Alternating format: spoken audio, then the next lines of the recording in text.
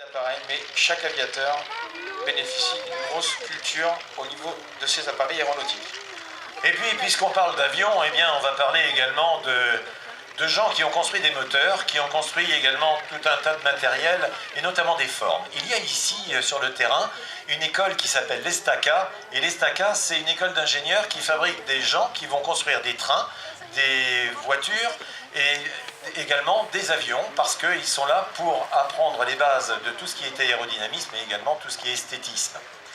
Lorsqu'en avion, on dit je vole, vous savez qu'en latin, ça dit volo, volo.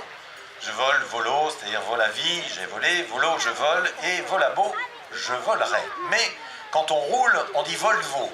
Et Volvo, ce sont les voitures. Et les voitures Volvo qui sont présentées sur le terrain sont également dans le monde de l'aviation parce qu'ils fabriquent des pièces d'avion, notamment de moteurs. Alors au décollage,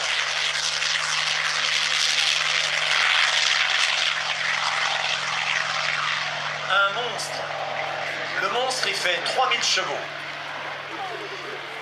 Le monstre a été le dernier avion construit par Hawker, qui a été le dernier heure de vol. Regardez, c'est beau.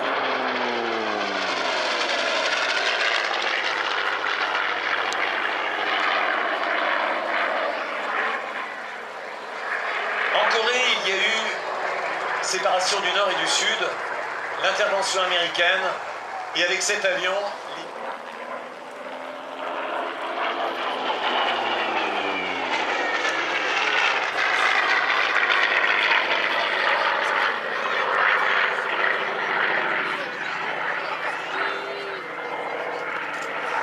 le pilote limite volontairement son altitude parce qu'il y a la zone de Roissy pas très loin et donc les avions de ligne ont un espace réservé. Nous aussi aujourd'hui. Mais regardez ce qu'il fait derrière lui. Regardez ces volutes qui sont créées. Elles sont créées parce que ces molécules qui sont brassées par cette hélice de 4,50 m de diamètre, eh bien, elles font comme le fumeur de cigares. Elles font des beaux ronds, des jolis ronds. C'est tout simplement l'hélice qui a perturbé les molécules. Ces molécules essayent de reprendre leur place. Au passage, elles prennent dans l'atmosphère cette fumée. Et regardez ces molécules, elles sont belles, c'est super.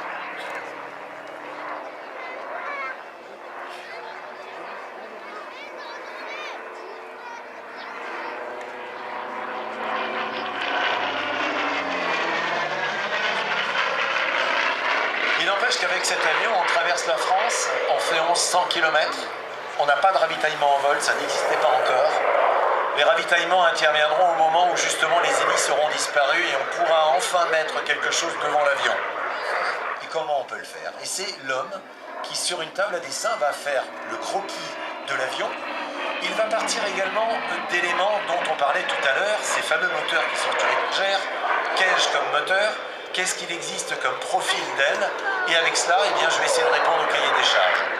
Les Américains, quand ils construisent un avion, ils le font de dimensions énormes. Quand on est américain, je ne sais pas pourquoi, tout doit être très gros. Quand on est français, qu'on s'appelle Dassault, on fait tout petit, tout ramassé. Pourquoi? Parce qu'on estime que dans un hangar, on peut y mettre plus d'avions.